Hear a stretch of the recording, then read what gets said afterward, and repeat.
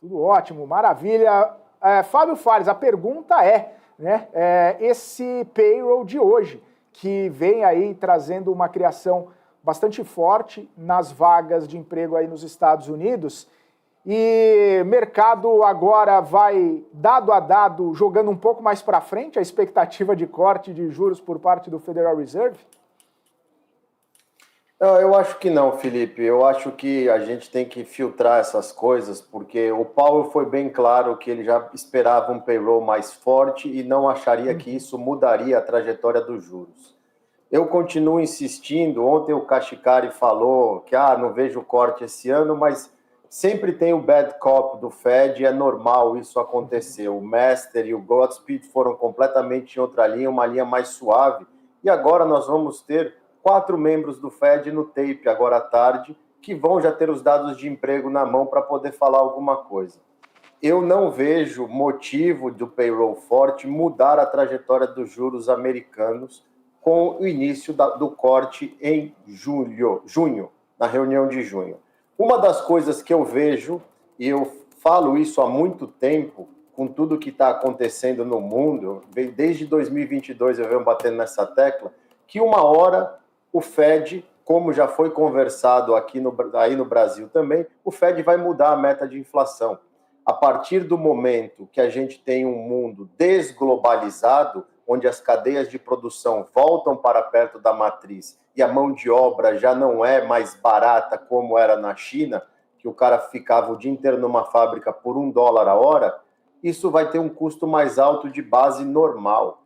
Então, o Fed provavelmente, em algum momento entre o final desse ano e o começo do ano que vem, vai trazer à tona a discussão de mudar a meta de inflação para 2,5%, uma coisa do gênero. E o único ponto de discórdia que o mercado hoje tem com o Fed não é o início do corte de juros, mas sim a taxa final. O Fed tem uma taxa perto de 3, 2,75%, e o mercado acha que o Fed não consegue vir abaixo de 3,5%.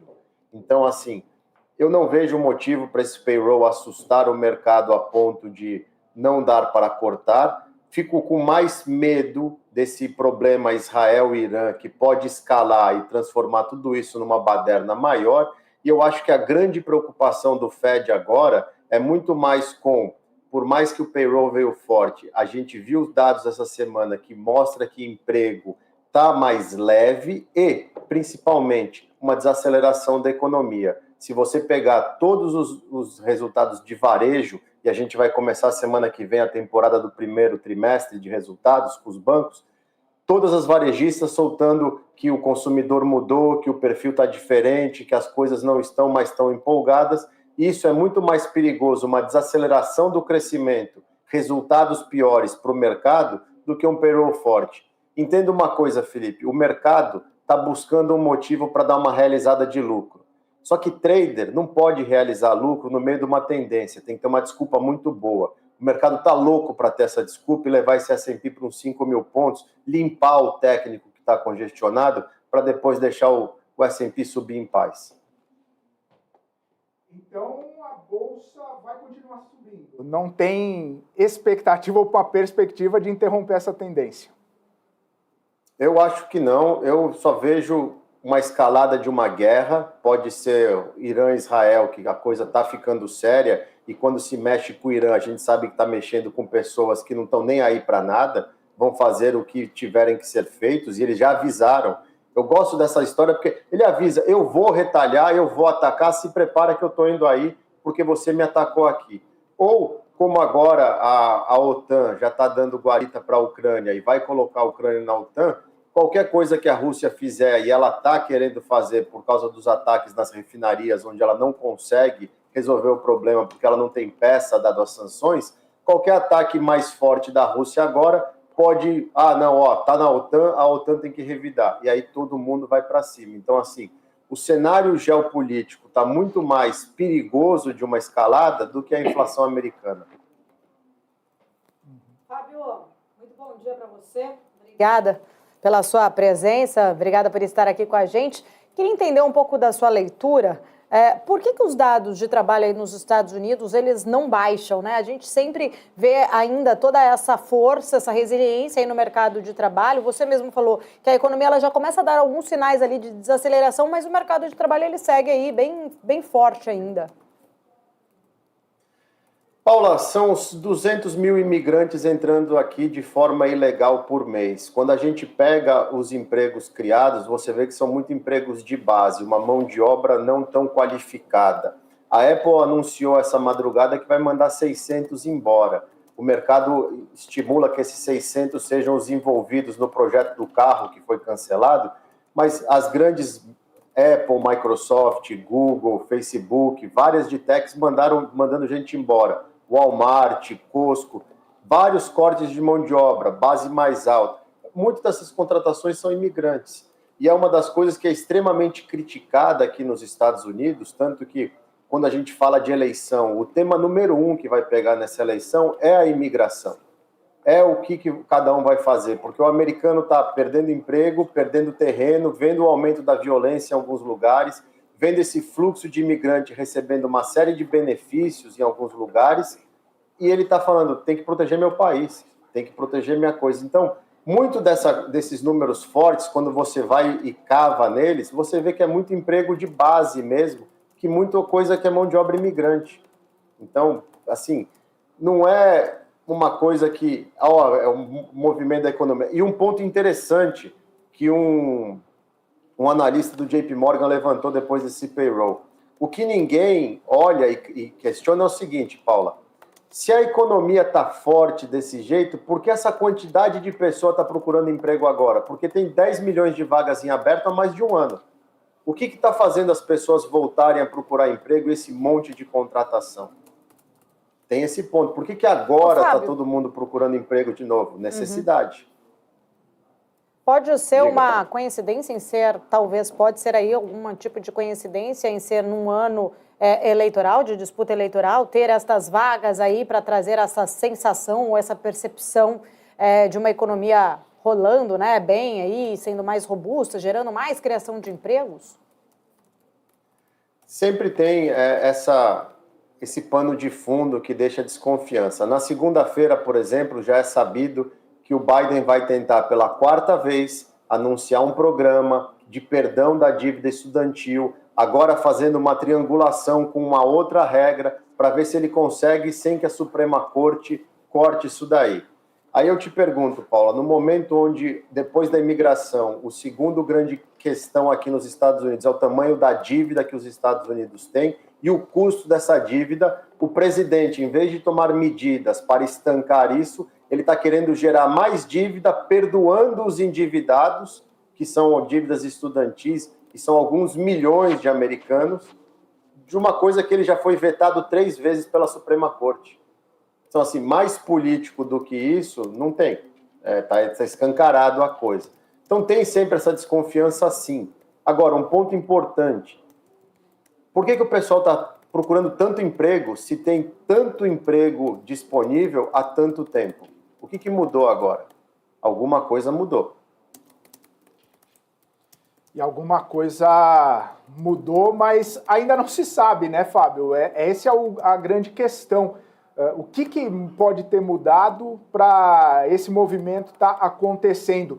E claro, né, a gente sempre fica pensando nesse impacto. Se os Estados Unidos já estão praticamente em pleno emprego e agora as pessoas estão começando a buscar mais vagas, seria por conta da inflação? As pessoas estão buscando mais empregos, estão querendo um segundo, um terceiro, um 4º emprego para se livrar aí desse processo inflacionário que está consumindo aí a renda do americano, talvez? Não, isso é fato, Felipe, que a renda do americano já não fecha a conta do final do mês. Tivemos há 2 semanas atrás pesquisas tanto da Vanguard como da BlackRock, que são as 2 maiores gestoras de fundos previdenciários aqui nos Estados Unidos, mostrando um aumento dos saques dos fundos de previdência, onde os americanos estão buscando dinheiro para fechar a conta. Então, o americano está sacando o dinheiro da conta dele, da previdência dele antes do tempo, e isso aumentou bem de 23 para 24, A média disso eram 2%, 3%, está quase em 5%, o que mostra que tem gente que não está conseguindo fechar a conta. A história de 2 empregos já é uma coisa comum. Agora, tem muita gente que, lembra, há quanto tempo a gente tiver essas vagas, 10 milhões, 11 milhões, e muita gente que não estava nem procurando. Ela não entra na estatística, inclusive. É uma falha que tem na mensuração disso. O ADP até tentou mudar para tentar capturar um pouco disso, porque quando você não está procurando, você não é uma pessoa economicamente ativa, você não está procurando. E agora, a gente não consegue mensurar quem procura, porque tem muita vaga em aberto, então as vagas estão sendo preenchidas. E é muito emprego de base. Se pessoas com 2 empregos, eu não tenho dúvidas que existem várias aqui nos Estados Unidos com jornada dupla. Mas, ao mesmo tempo, o que é importante frisar, não é o que vai mudar o fato do Fed olhar para o corte de juros. A gente está vendo no mundo inteiro um processo forte de desinflação. Vários dados na Europa, na Ásia, em outros, a Suíça já cortou juros, a gente tem vários bancos centrais já falando, olha, a inflação está vindo para a meta e todo mundo em um hold por causa dos Estados Unidos. CPI é a semana que vem. O número de CPI mais fraco, porque a sazonalidade de janeiro, fevereiro já passou, o número mais fraco em março vai trazer toda a euforia de vai cortar em junho. O que o mercado diverge do Fed nesse momento não é o corte, o ritmo de corte, é a taxa final, porque o mercado acha que em algum momento essa discussão de meta mais alta vai vir para a mesa e essa inflação não vai ser mais 2, e com isso a taxa terminal do Fed também não vai ser 2,75, vai ficar mais para 3, 3,5. Essa, para mim, é a única coisa que a gente tem que olhar, porque a economia aqui já dá sinais de que ela não está tão acelerada quanto parece. A gente vê e percebe isso, quem vive aqui percebe isso. Boa. O Fábio Fares, queria sair um pouco dos Estados Unidos e vir para o Brasil. Você citou aí questões geopolíticas, principalmente conflitos. Os conflitos no Oriente Médio têm se acentuado bastante e tem toda a questão sobre o preço do petróleo. E aí, trazendo aqui para o Brasil, a gente vê mais e mais movimentações, especulações, ilações a respeito do futuro da Petrobras. Como você encaixa, né, uma coisa com a outra? Como você tem visto esses movimentos na estatal? E claro, né, diante de um cenário já um pouco mais complicado por conta desse petróleo mais alto e a Petrobras segurando o preço de combustível. Olha, Felipe, saiu um dado muito interessante ontem, no final do dia, depois que a gente teve toda aquela volatilidade de notícias, né? Fontes para cá, fontes para lá, em cima da Petrobras. Vocês sabiam que o ano passado a Petrobras pagou para a União, via dividendos e impostos, o equivalente a um Bolsa Família, 177 bilhões de reais, o que era suficiente para um Bolsa Família no ano inteiro? O que me impressiona e o que mostra que o brasileiro, infelizmente hoje, devido ao nosso sistema falho de educação, não tem capacidade de questionar é o seguinte: se o maior beneficiário para uma empresa eficiente, que vai pagar, vai ser mais eficiente, vai gerar mais empregos, vai gerar mais lucro e vai pagar mais impostos, o maior beneficiário de todo esse processo é o governo, porque ele mesmo sabota a empresa. Porque esse filme, Felipe, a gente já viu, ele só está se repetindo. É que as pessoas ficam cegas, entendeu? Tiveram que decidir lá atrás entre o picolé de limão amargo e o que a gente está vendo agora, e estão percebendo que às vezes o amargo não é tão ruim. Mas, vida que segue, a democracia é isso. Petrobras está com o quê? 20% ou 22% já de preço defasado do petróleo? Prejudica a empresa, prejudica o país, prejudica o governo, prejudica o investidor. O governo está usando ela novamente para o que usou alguns anos atrás e a gente viu o resultado. Vamos ver se o resultado dessa vez vai ser diferente. Agora, os elementos são os mesmos, a chance do resultado ser diferente é muito pequena. E, com esse estresse aqui fora, o petróleo subindo, essa defasagem vai só aumentar, porque sobe petróleo, sobe dólar. Não tem como fugir disso. E aí, coitada da Petrobras. Fábio, vou te interromper rapidamente. Segundo a CNBC, um terremoto de magnitude 4,8 atinge Nova York, na região de, na verdade, ali próximo à região de New Jersey é outro estado, enfim, mas próximo ali à capital de Nova York. Então, um terremoto, de acordo com a CNBC, neste momento, de 4,8 graus aqui de magnitude, sentido em toda a cidade de Nova York, também nos subúrbios e próximo a New Jersey, Nova Jersey. Então, nesta manhã de sexta-feira, apenas esta notícia, somente esta headline, ainda não há informações posteriores, estamos aqui acompanhando, né? Mas uma notícia então que chega agora, terremoto de magnitude 4,8 graus na escala, atingindo Nova York, esta região de New Jersey. Eu volto com o Fábio Fares. Fábio, eu sei que você está aí em outro estado, bem longe, por sinal, de Nova York. A notícia acaba de chegar aqui para a gente, não há ainda desdobramentos disso. Não houve aí nenhum reflexo na sua região, pelo jeito, né? Não, Paula, mas eu tenho chat com amigos de Nova York, eles estão falando que se borraram todo lá, que tá tudo bem. Um, inclusive, falou, peguei meus filhos e saí voando pela janela, assim, saí correndo para ir para a rua. Ele mora numa casa ali perto, ele falou, mas tá tudo bem. Mas ele falou, achei que tava tudo desabando e que eu tava numa cama de colchão d'água. Que é um negócio meio que assustador, né? Mas pelo que eles estão falando é que tá tudo bem, não foi, passou. Foi só uma tremida que deve ser o reflexo do que aconteceu em Taiwan, que pegou Equador, pegou Japão e agora Nova York, né?